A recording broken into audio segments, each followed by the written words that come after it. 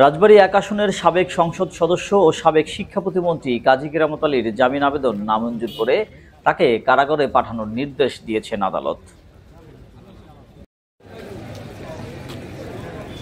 সোমবার দুপুরে 12:15টার দিকে রাজবাড়ী সদর আমলি আদালতের বিচারক জুডিশিয়াল ম্যাজিস্ট্রেট মোহাম্মদ তামজিদ আহমেদ এ আদেশ দেন।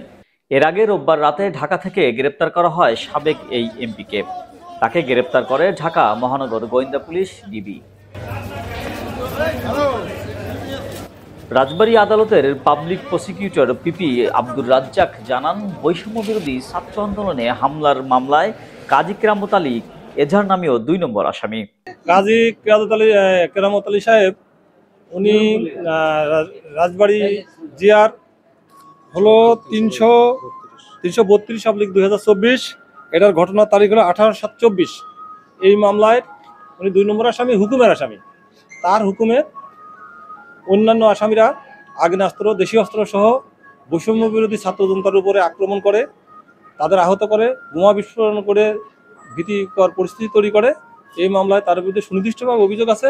এই কারণে তাকে রাজবাড়ী বিজ্ঞ সদর আমলি আদালত তার জামিনের আবেদন নামঞ্জুর করেছেন।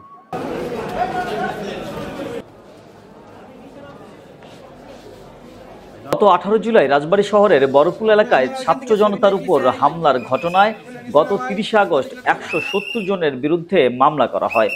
মামলায় উল্লেখ করা হয়, সাবেক এই সংসদ সদস্যের নির্দেশেই আগ্নেয়াস্ত্র ও দেশীয় অস্ত্র দিয়ে হামলা চালানো হয়, এমনকি বোমা বিস্ফোরণ ঘটিয়ে সৃষ্টি করা হয় ভীতিকর পরিস্থিতি। মামলাটি দায়ের করেন বৈষম্য বিরোধী ছাত্র আন্দোলনের এক শিক্ষার্থী রাজীব মোল্লা।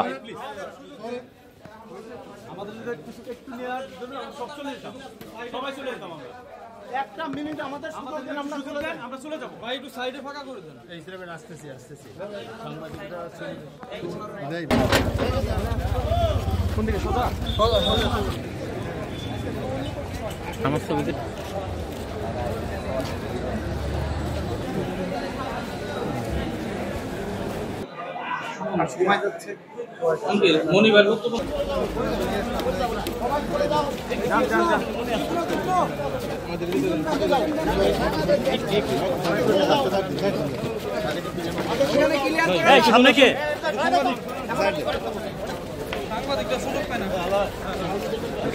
একটু জায়গা দেন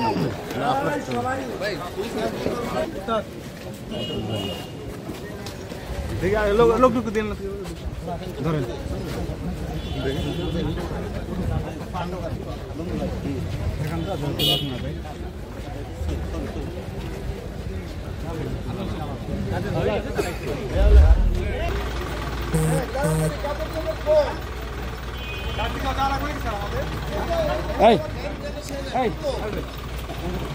বেশি দেরি হলে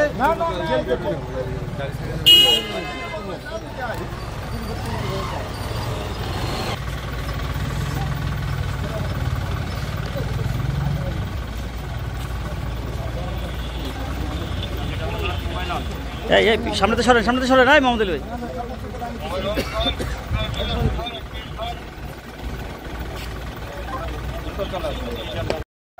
আসসালামু আলাইকুম সবাইকে। ভয়েস অফ বাজের পক্ষ থেকে শুভেচ্ছা জানাচ্ছি। দর্শক, আপনারা দেখতে পাচ্ছেন এই মাত্র রাজবাড়ী ১ আসনের সাবেক এমপি কাজী কেরামত আলীকে আদালত উঠানো হয়েছিল। পরবর্তী তার জামিন নামঞ্জুর করে আদালত তাকে কারাগারে পাঠানোর নির্দেশ দিয়েছেন। এই মুহূর্তে পিজন ভ্যানে করে কিন্তু পুলিশ স্কোর্টের মাধ্যমে তাকে নিয়ে যাওয়া হচ্ছে কারাগারে। আমরা সরাসরি আপনাকে যুক্ত করেছি লাইভে, দেখতে পাচ্ছেন রাজবাড়ী ১ আসনের সাবেক সংসদ সদস্য কাজী কেরামত আলীকে পুলিশ স্কোর্টের মাধ্যমে তাকে কিন্তু কারাগারে নিয়ে যাওয়া হচ্ছে। প্রথমে তাকে আদালতে উঠানো হয়েছিল। আদালত উঠানোর পর কিন্তু তাকে আদালত তার জামিন নামঞ্জুর করেছেন। নামঞ্জুর করে তাকে কারাগারে পাঠিয়েছেন। আপনারা দেখতে পাচ্ছেন। ভাই আগেন না, ভাই আগেন না, আগেন না। দেখতে পাচ্ছেন যে পুলিশ স্কোয়াডের মাধ্যমে তাকে নিয়ে যাওয়া হচ্ছে।